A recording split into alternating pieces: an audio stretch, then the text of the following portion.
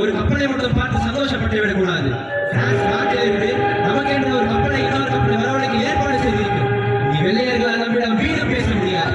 தன்மானத்தோடு நமது வாணிபம் வளரும். நாடு வறுமையிலிருந்து விடுபடும். இது சத்தியம். வாழ்க நம் நாடு. வந்தே மாதரம், வந்தே மாதரம், வந்தே மாதரம்.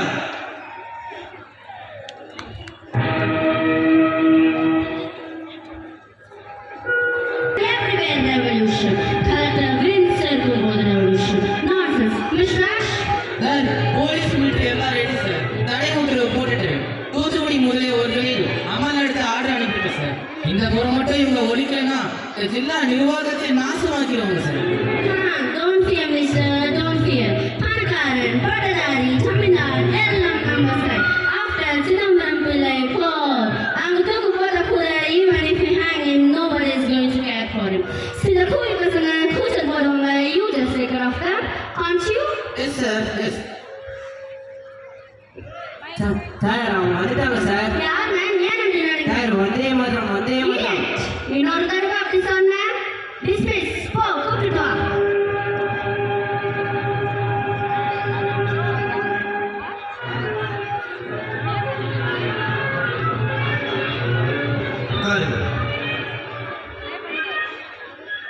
மிஸ்டர் வின்ஸ், என்ன சமாச்சாரம்? ஏனாயிற்று?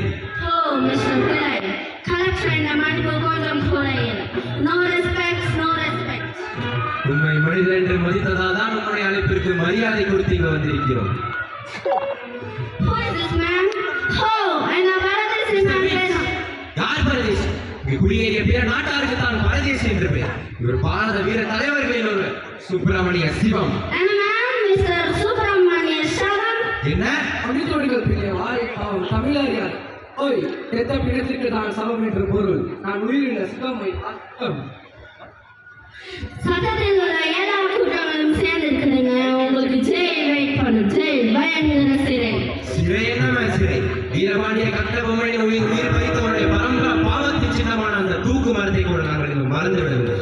What? என்ன? இதெல்லாம் இன்னொரு பெரிய மாபெரும் புரட்சி செய்திருக்கிறார். அதென்ன மாபெரும் புரட்சி?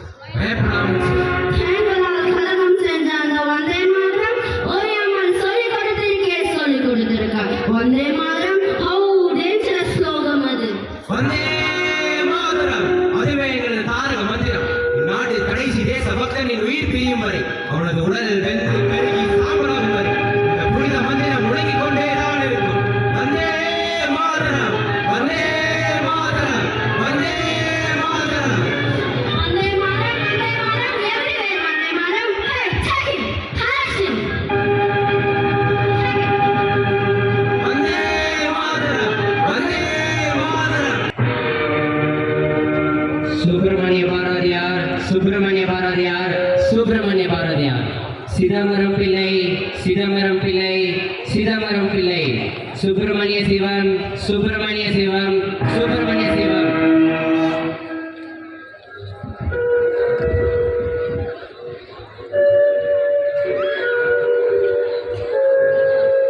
சர்வ வல்லமையுள்ள தெய்வத்தின் சாட்சியாக நான் சொல்வதெல்லாம் உண்மை. சர்வ வல்லமையுள்ள தெய்வத்தின் சாட்சியாக நான் சொல்வதெல்லாம் உண்மை. தமிழ் கவிஞர் சுப்பிரமணிய பாரதி. உமது தொழில் நமக்கு தொழில் கவிதை, நாட்டுக்குலைத்தல்,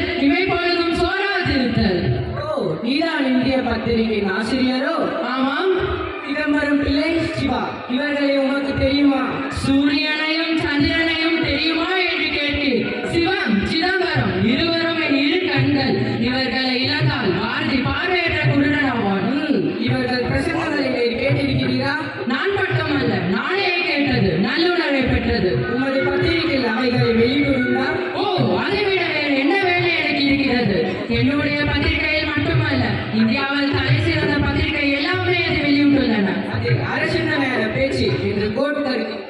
அவர்கள் அரசை பற்றி பேசவே இல்லை. அவர்கள் எங்கள் நாட்டை பற்றியும் அதன் மகத்தான வருங்காலத்தை பற்றியும் தான் பேசினார்கள்.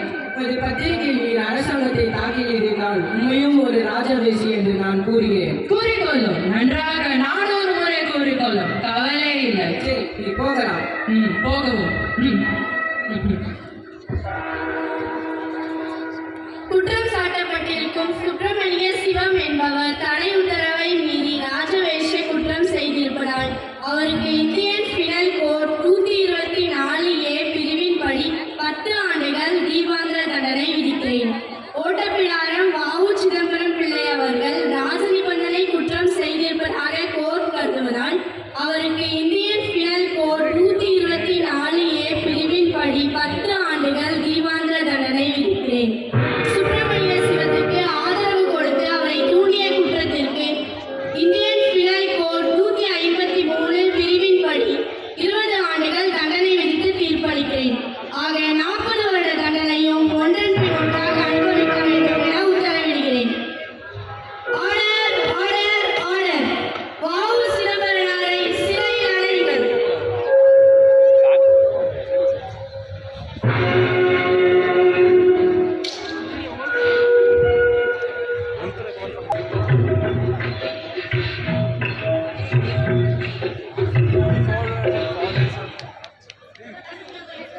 Hey!